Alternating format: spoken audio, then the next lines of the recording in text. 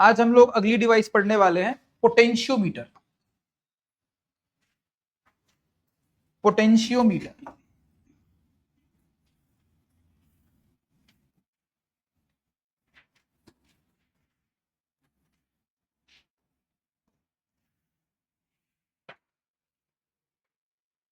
potentiometer measures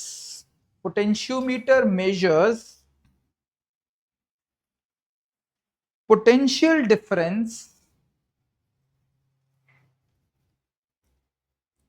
more accurately as compared to voltmeter.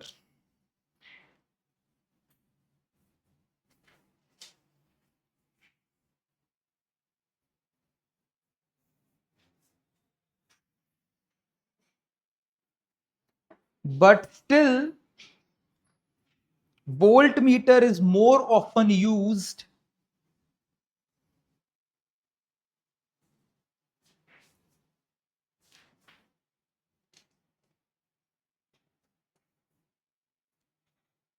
due to its small size,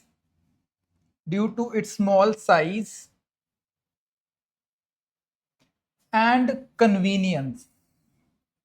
Due to its small size and convenience.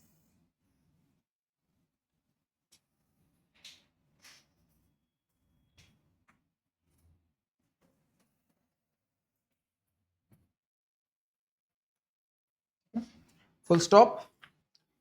Next paragraph.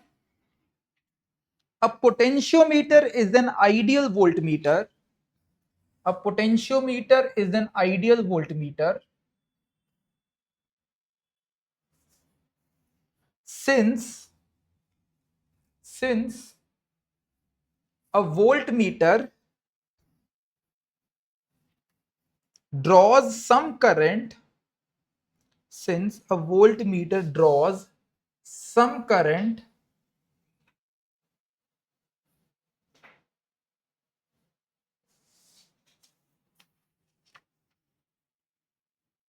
from the circuit while potentiometer needs no current to work.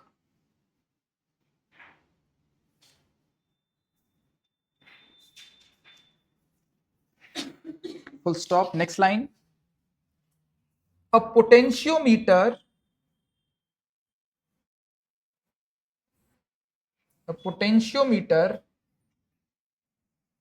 works on the principle of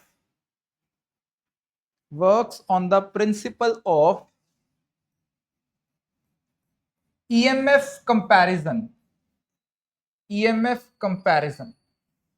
Works on the principle of EMF comparison.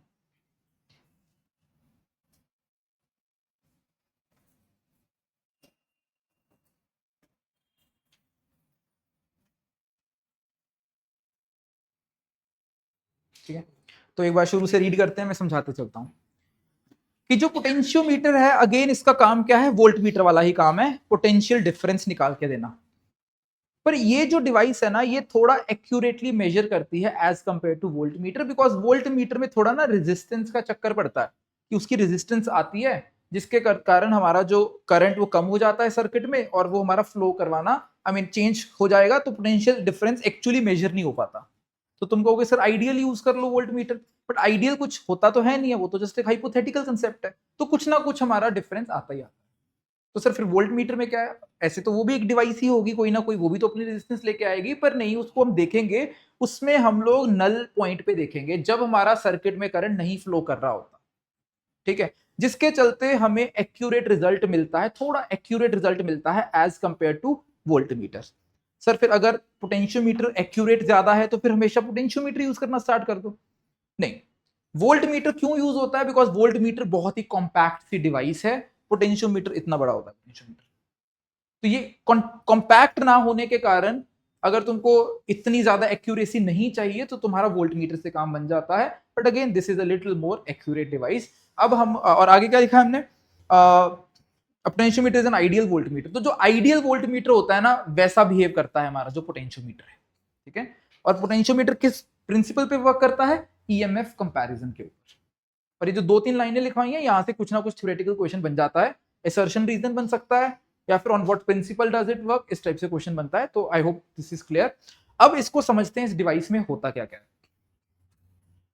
एक यहां पे एक battery लगी हुई है, मान लो ई volts की एक ईएमएफ वाली एक बैटरी लगी हुई है।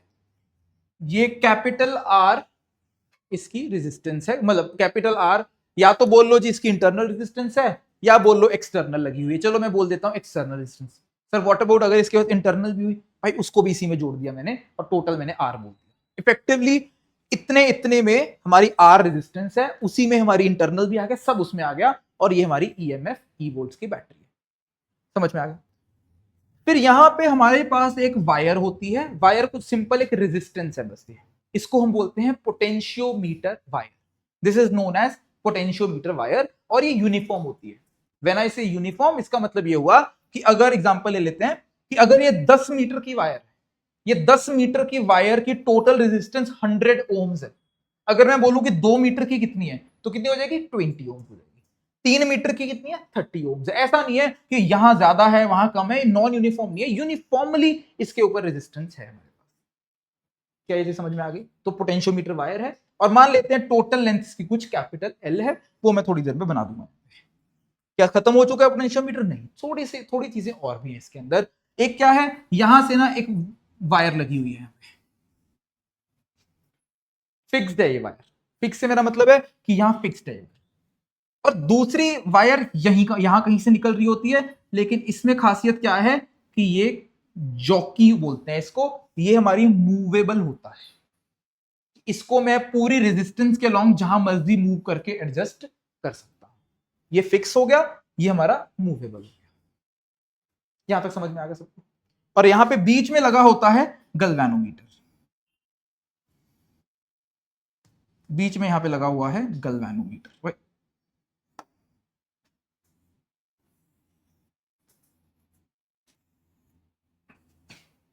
ये हो गया हमारा पोटेंशियोमीटर। और एक गल्वेनोमीटर का काम क्या होगा? डिटेक्ट करना कि क्या इसमें करंट है कि नहीं है, बस इतना सा इसका काम है। अब तुम बोलोगे सर ऐसे खुला छोड़ देंगे? हाँ भाई, जिस पॉइंट्स के अक्रॉस तुम्हें पोटेंशियल डिफरेंस मेजर करना है उसके लिए है ये। अब क्या, मान लो तुम्हारे पास कोई दो पॉइंट, बहुत बड़ा सा सर्किट ऐसे बना देता हूं रैंडम। मान लो यहाँ एक बैटरी लगी हुई है, यहाँ एक रेजिस्टेंस लगी हुई है, यहाँ एक रेजिस्टेंस लगी हुई है, एंड कुछ और बना लो, एक बैटरी और बना देते हैं। मान लो और भी बड़ा सर्किट था, किसी ने तुमको बोला कि बताओ what is the potential difference between this point and this point. करना क्या है, एक को यहां जोड़ दो, एक को यहां जोड़ दो, तो दोनों का पोटेंशियल डिफरेंस बता देगा। ये दो हमने खुले इसीलिए छोड़े हुए हैं कि जिन दो पॉइंट्स में कोई भी सर्किट हो, जिन दो पॉइंट्स का तुमको पोटेंशियल डिफरेंस चाहिए वो तुमको यहां से मिल जाएगा। किसी को कुछ पूछना है यहां पे? किसी ने बोला कि नहीं जी यहां नहीं, हमको यहां ये वाले पॉइंट और ये वाले पॉइंट में चाहिए, तो फिर क्या करना है, यहां से यहां जोड़ दो, यहां से यहां जोड़ दो, तो इनका आ जाएगा। Any two points you find to find the potential difference, you can just connect it with them. तो आई होप ये कंसेप्ट भी सबको क्लियर हो गया कि ये दो एंड्स इसलिए छोड़े हैं कि जिस दो पॉइंट्स का पोटेंशियल डिफरेंस बीच में चाहिए वो निकाल। समझ में आ गया? किसी को कुछ पूछना अब तक? आ रहे। क्या करूं, एसी दे दूं? रिमोट थोड़ा प्रिसाइज हो जाएगा चीजों में। क्यों ठंड लग रही है यार? फिर बाकियों को गर्मी लगेगी। इसको ऊपर कर दो।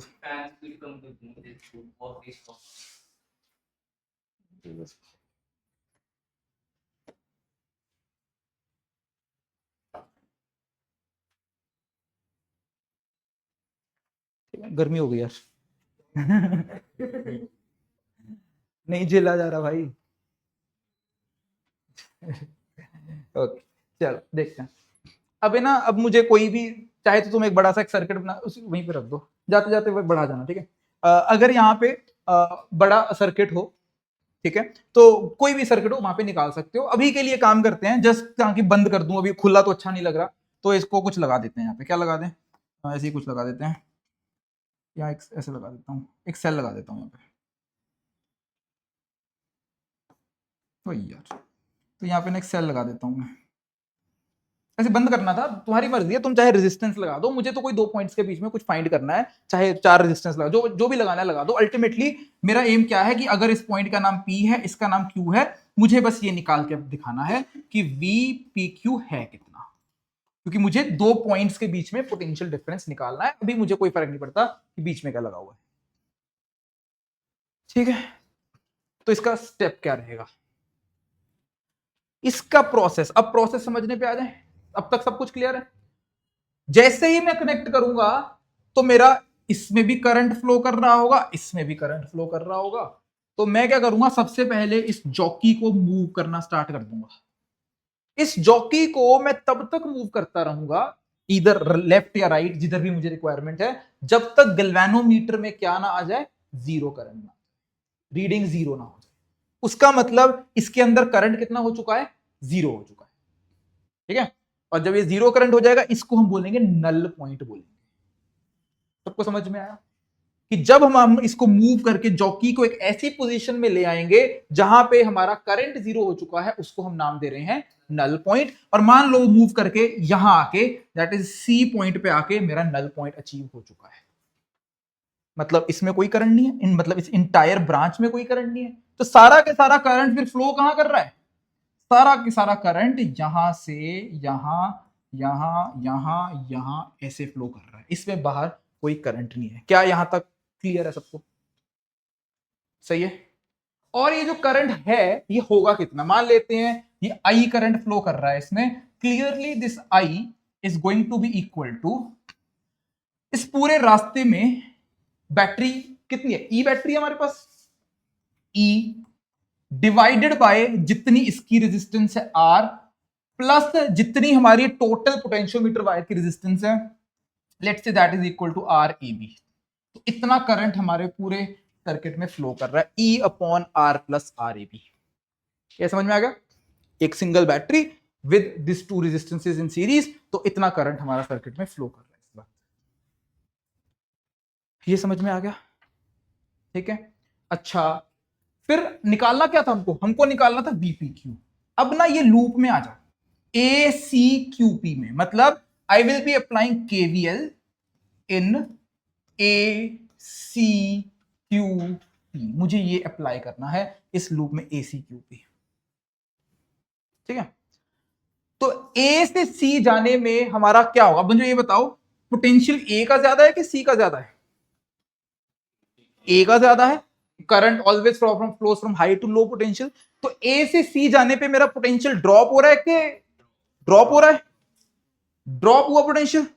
तो अब मैं यहां से यहां घूम के जब ए पे वापस आऊंगा, यहां से ड्रॉप, तो यहां क्या होना चाहिए, मेरा गेन होना चाहिए कुछ ना कुछ।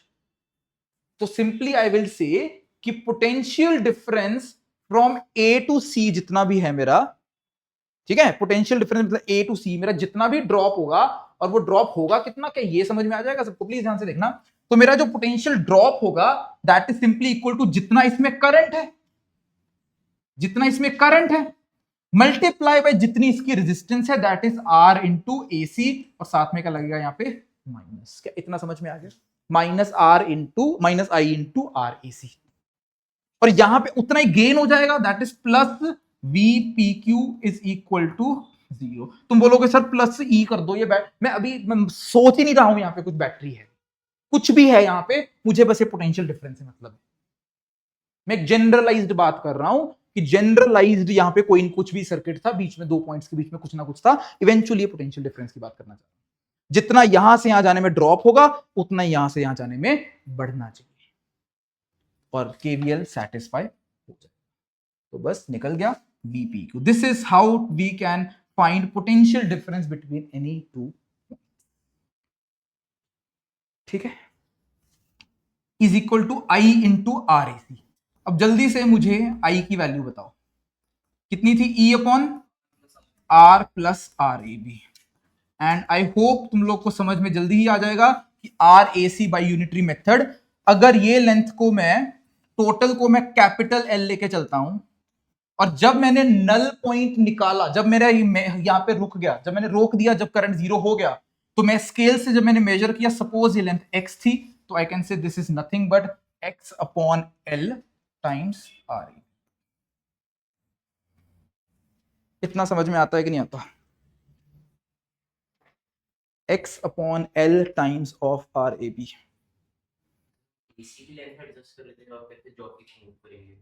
हाँ, जॉकी को मूव करेंगे, मतलब एसी की लेंथ बढ़ा रहे थे कम। हाँ, मतलब मैं जॉकी को मूव करके इवेंचुअली यहाँ आके नल पॉइंट आ गया मेरे पास। क्योंकि यहां से पोटेंशियल डिफरेंस इक्वेट हो गया ना, जितना बढ़ा जितना घटा उतना बढ़ गया, तो इस सर्किट में नेट पोटेंशियल डिफरेंस कितना हो गया? जीरो हो गया। ठीक है, समझ में आया? तो ये सिचुएशन बन गई, तो हमारा ये VPQ है भाई, नोट बाद में कर लेना, पहले एक बार देख लो। तो VPQ मेरे पास यहाँ पे आ चुका है। किसी को यहाँ पे कुछ भी क्वेश्चन पूछना है?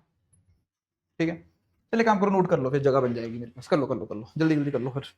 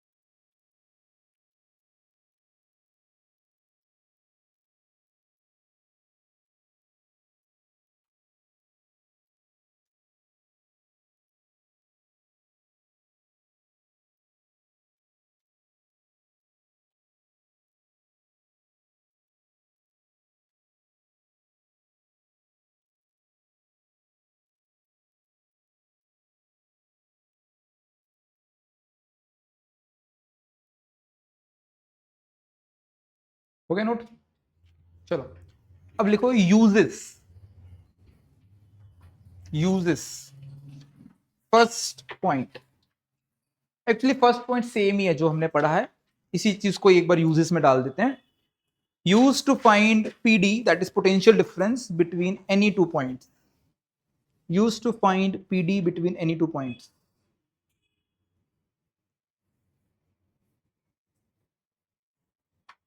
ठीक है, एंड ऑब्वियसली वो क्या हमने पढ़ा कि V, मतलब दो पॉइंट्स, मान लो दो पॉइंट्स PQ हैं, तो VPQ is equal to E upon R plus RAB into X upon L। मतलब ये ऐसी चीज है कि तुम मौके पे भी बना सकते हो, इतना मुश्किल नहीं है इस चीज को मौके पे भी डिराइव करना है ना, अपने माइंड में कर लो कि E अपॉन टोटल रेजिस्टेंस, तो करंट हो गया I into R, E upon R plus RAB, और उसकी इंटू रेजिस्टेंस, रेजिस्टेंस इस छोटे से पार्ट की, मतलब X upon L into RAB। वो मौके पे तुम सोच सकते हो इस चीज को। ठीक है, second use, again second use ना मिलता जुलता है, which is very important. Second is to find EMF of a cell. To find EMF of a cell. To find EMF of a cell. Actually जो मैंने डायग्राम बनाया है ना, वो सेकंड यूज का डायग्राम बनाया है एक तरीके से। पहले मैंने क्या बोला कि कोई भी जनरल है, बीच में कुछ भी पड़ा हुआ है, रेजिस्टेंस लगी है यहाँ पे, लेकिन अब मैं स्पेसिफिकली सेकंड केस में क्या बोल रहा हूँ कि अगर मैं एक सेल लगा दूंगा यहाँ पे, और उस सेल की EMF अगर E है, तो ये E निकालने के काम आ जाएगा। अब यहां पोटेंशियल डिफरेंस कितना होगा? E होगा कि नहीं होगा? तो I can simply say E is equal to VPQ। तो I can simply say my answer is again same. Basically first and second use मिलते जुलते ही हैं। पहले में हमने बोल दिया कि हम लोग किसी भी दो पॉइंट्स के बीच में, उन दोनों पॉइंट्स के बीच में कुछ भी हो, फिर सेकंड में हमने स्पेसिफिकली एक बैटरी डाल दी बीच में, और वो बैटरी का EMF निकालने के काम आ गया। ठीक है, अगेन सेम ही चीज लिख रहा हूँ, कोई खास फर्क नहीं है, बस सेकंड केस में मैंने स्पेसिफिक कर दिया कि भाई एक बैटरी लगानी है मुझे। पर तुम यहाँ पे एक चीज कहोगे कि सर यहाँ पे शायद आप एक गलती कर रहे हो, क्योंकि सर ये तो पोटेंशियल डिफरेंस बताएगा ना, इस सेल के पास कुछ ना कुछ अपनी एक रेजिस्टेंस होगी। ठीक है, मान लेते हैं इसके पास सर एक अपनी एक रेजिस्टेंस है, अच्छा ये ना ई है, तो इसको सर आप ई वन कर दो सबसे पहले, बिकॉज ई तो आप ऑलरेडी यूज कर चुके हो टर्म। चलो पहले छोटी सी करेक्शन कर लो, इसको ई वन बोल दो। ठीक है, ये इसको ई वन कर दो। ठीक है, तो ई वन लिख देता हूं मैं, ई तो हम यूज कर चुके हैं ऑलरेडी वेरिएबल, इसको लेट से आर वन बोल दो। ठीक है, कि फिर आपको शायद यहाँ पे ना पोटेंशियल डिफरेंस में E1 minus I R one या E1 plus I R one लेना चाहिए था, डिपेंडिंग अपॉन चार्जिंग डिस्चार्जिंग वाला केस। आपने E1 गलती कर दी यहाँ पे, E1 बोल के गलती नहीं करी है हमने। क्यों नहीं गलती करी है? बिकॉज अल्टीमेटली हम लोग कब निकाल रहे हैं सारी कैलकुलेशन? नल पॉइंट के ऊपर। जब नल पॉइंट है, क्या इसमें करंट फ्लो कर रहा है? नहीं। जब करंट ही इसमें फ्लो नहीं कर रहा, तो potential difference will always be equal to E1। तो R1 कुछ नहीं उखाड़ सकती, क्योंकि I ही जीरो है इसके अंदर। जब तक उस रजिस्टर में, उस सेल में करंट ही फ्लो नहीं करवाओगे, तो R1 के कारण ड्रॉप तो आ ही नहीं सकता कुछ भी। तो सही है, समझ में आया? यहां तक किसी को कुछ भी पूछना हो? आई होप सबको यहां तक कहानी सारी क्लियर है। पहले दोनों तो थोड़े इजी थे, पहले दोनों तो थोड़े इजी थे। तीसरा वाला यूज सबसे इंटरेस्टिंग है, एंड हेडिंग बनाओ, मतलब तीसरा यूज लिखो, to find internal resistance of a cell. To find internal resistance of a cell.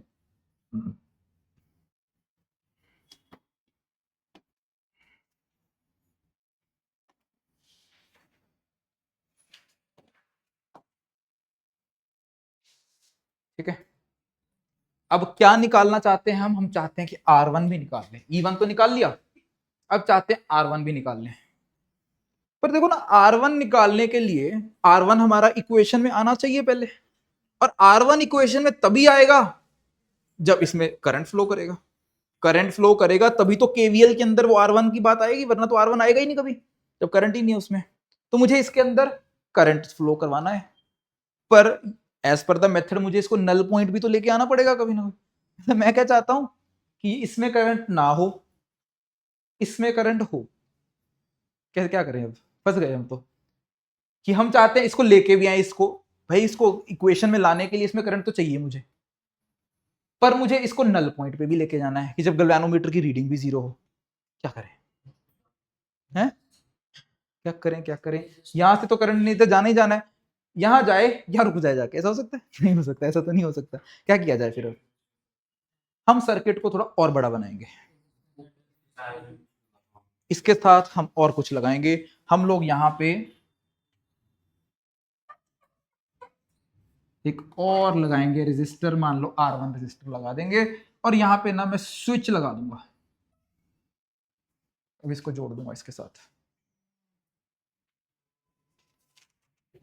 ठीक है, ये हमारा वही P पॉइंट है ये तो। ठीक है जी, P पॉइंट के साथ मैंने इधर जोड़ दिया, और इधर इस Q पॉइंट के साथ इसको ये जोड़ दिया, तो ये काम कर दिया मैंने। ठीक है, अब क्या करूंगा ना, जैसे अब मैं इसको स्विच को अगर क्लोज कर दूंगा यहां से, और इसको मूव करके गैल्वेनोमीटर की रीडिंग को जीरो कर दूंगा, मतलब इसमें और इसमें करंट नहीं होगा, इसमें अपना फ्लो करता रहेगा, इसमें अपना फ्लो करता रहेगा। अपना फ्लो करवा रहा है, अपना फ्लो करवा रहा है, दोनों खुश हैं। इसमें करंट भी आ गया, R1 भी आ जाएगा इक्वेशन में, और गैल्वेनोमीटर का नल पॉइंट भी मिल जाएगा, तो दोनों पर्पस हमारे सॉल्व हो जाएंगे यहाँ पे। ये सही समझ में आ गई?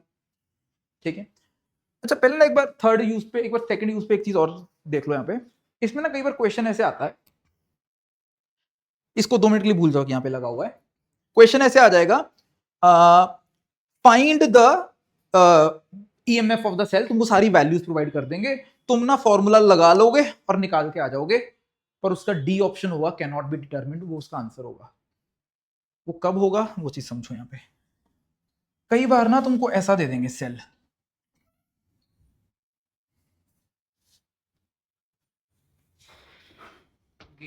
इसमें दिक्कत पता क्या हो गई है, इधर से ड्रॉप हुआ, इधर से भी ड्रॉप हुआ, केवीएल सेटिस्फाई नहीं हो पाएगा।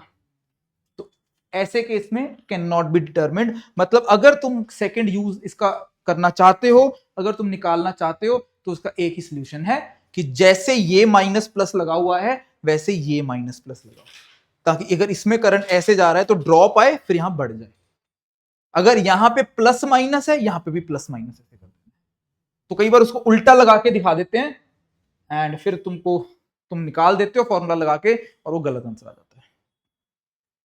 समझ में आ गई बात? ए और बी और सी और बी का सेम पोटेंशियल वो तो होना ही चाहिए, जितना यहां से ए से सी तक बढ़ा है घटा है उतना यहां से बढ़ना चाहिए। Is this clear? Can we proceed now? Third पे वापस आते हैं। थर्ड में हमने क्या बोला कि भाई मुझे इसमें करंट भी चाहिए पर इसमें नहीं चाहिए, तो मैंने सर्किट को थोड़ा बढ़ाया। अब ना इस थर्ड वाले यूज को पढ़ने के लिए हमको इसको दो स्टेप्स में सॉल्व करना पड़ेगा। पहला स्टेप होगा स्विच को ओपन रखो। सर स्विच को ओपन रख दिया फिर लगाया है क्यों है इसको, वो मुझे भी नहीं पता। स्विच को ओपन रख दिया अभी, मतलब लगाने की जरूरत नहीं थी। मान लो स्विच ओपन पड़ा है, इसको 2 मिनट के लिए भूल जाओगे, है ही नहीं है, तो जो अभी तक चल रहा था वही अभी तक चल रहा है। कि मान लो एक्स का ये आया, तो उस वक्त इसमें कुछ करंट नहीं था पहले, जब हमने कुछ कनेक्ट नहीं किया था इसमें कोई करंट नहीं है, जब स्विच ओपन है कोई करंट नहीं है, तो पोटेंशियल डिफरेंस कितना था E1। ये सेम चीज को मैं दोबारा लिख रहा हूं, जब स्विच ओपन था तो E1 की वैल्यू मेरे पास थी E upon R plus R A B multiply by, अच्छा एक काम करता हूं मैं ना, इसको थोड़ा सा इजी दिखने के लिए मैं आई डाल देता हूं, इसको आई डाल दो, ठीक है, I into X upon L into R A B, ये लिख दिया। क्या सबको क्लियर है? ये कब है? जब मेरा स्विच ओपन है। ये मेरी इक्वेशन नंबर 1 है, when switch is open. Same चीज को मैंने दोबारा से नीचे डाल दिया। अब स्टार्ट होता है हमारा मेथड कि जैसे ही मैंने स्विच को किया क्लोज, स्विच को कर दिया क्लोज, अब क्या होगा ना, जैसे ही तुम स्विच को क्लोज करोगे तो गैल्वेनोमीटर रीडिंग दिखा देगा कुछ ना कुछ, गैल्वेनोमीटर में कुछ करंट फ्लो करने लग जाएगा, और अब तुमको फिर से नल पॉइंट लाने के लिए इसको एडजस्ट करना पड़ेगा। अब हमारा कनेक्ट करने के बाद अब नल पॉइंट एक्स पे नहीं आएगा, कहीं एक्स डैश पे आ जाएगा, ठीक है। क्यों हुआ ऐसा? क्योंकि अब इसके अक्रॉस जो पोटेंशियल डिफरेंस है वो E1 नहीं रहा, क्या हो चुका है? E1 माइनस कुछ इसमें जितना करंट होगा I1 इंटू R1, वो भी मैं अभी वैल्यू यूज कर लेता हूं।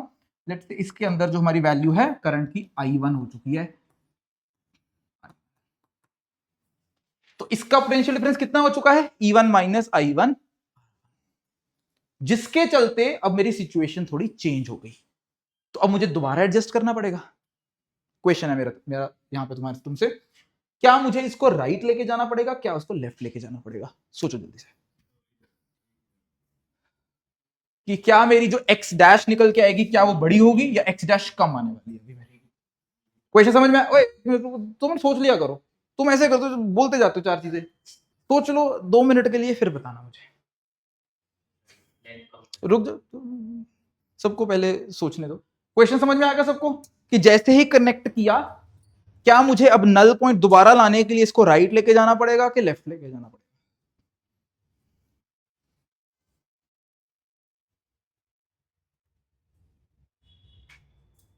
सोच लिया? दिमाग तो चलाया ही नहीं हमने, वहीं पे थे हम। ठीक है, आंसर नहीं बता रहे थे, बस ये देखे जा रहा है कि कब बोले और फिर मैं जल्दी से बोलूं आंसर। भाई 2 मिनट, हाँ सोच लिया करो क्या आना चाहिए इसका आंसर। यहाँ किधर जाना है? सी को ए की तरफ के बी की तरफ? ए की तरफ, क्योंकि अब मुझे पोटेंशियल डिफरेंस मेरा कम हो गया, तो अगर यहां पोटेंशियल डिफरेंस कम हो गया तो मुझे यहां पे भी ड्रॉप कम चाहिए, यहां ड्रॉप कम चाहिए। देखो आई तो कांस्टेंट है, क्या कम चाहिए मुझे? रेजिस्टेंस, एसी की रेजिस्टेंस कम करनी है, ठीक है जी। तो एसी की अगर रेजिस्टेंस कम करनी है तो इसको लेंथ कम करनी पड़ेगी यहां पे। तो अब मेरा जो नया नल पॉइंट है वो मेरा कहीं और आएगा, और वो नल पॉइंट हम लोग यहां पे बना देते हैं। मान लो मेरा नल पॉइंट अब यहां आ जाता है, this is my new position of the null point, and इस पोजीशन को, ये जो पोजीशन है इसको हम बोल देते हैं एक्स डैश। समझ में आया? अब मेरी न्यू इक्वेशन बनाओ, अब यहां पे मैं क्या लिखूंगा, E1 minus I1 into R1। क्या ये समझ में आया कि अब जो मेरा यहां पोटेंशियल डिफरेंस है इसके cross, E1 minus I1 into R1, this should be equal to potential difference का। वही तो कर रहे हैं हम लोग, जब ओपन था तो E1 था, अब E1 माइनस I1 और नई लेंथ के हिसाब से निकलेगा I into X dash upon L times R A. इसलिए मैंने ना I लिखवा दिया था, क्योंकि मुझे ना अल्टीमेटली डिवाइड करके काटना ही I को, तो चाहे पूरा पूरा लिखते चाहे I लिख लेते। समझ में आया? क्विकली फर्स्ट इक्वेशन को सेकंड से डिवाइड कर लो, या सेकंड को फर्स्ट से डिवाइड कर लो, एंड मुझे जल्दी से आंसर निकाल के बताओ क्या ये आ रहा है। जो R1 है ये आना चाहिए x minus X dash upon X dash into R1, R1 x minus X dash upon X dash into R1। Check करो, बेसिकली जो हमने रेजिस्टेंस आखिर में लगाई थी ये भी आया है एक्सप्रेशन में। R1 जो हमारी इनिशियल लेंथ थी, जो हमारी फाइनल लेंथ है, और जो हमने नई रेजिस्टेंस बाद में लगाई है, ऊपर वालों का कोई रोल नहीं आता। ये एक्सप्रेशन बनना चाहिए, चेक करके बताओ क्या ये बन रहा है।